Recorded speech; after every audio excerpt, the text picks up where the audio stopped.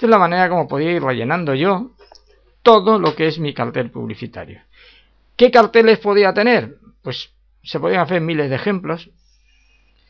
En algún momento hemos hecho por ahí algunos.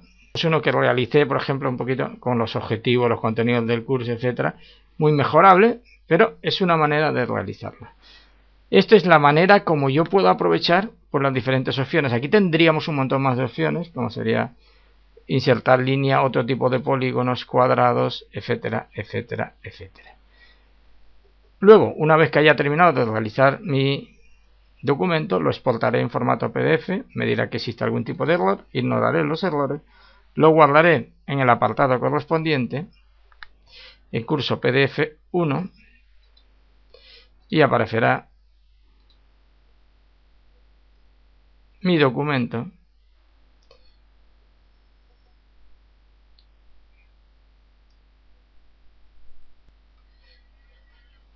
Y aquí tenemos nuestro curso, un ejemplo, por ejemplo, el curso PDF, que ya estaría listo para llevar a la imprenta o al lugar donde la maquetación fuera de mejor nivel.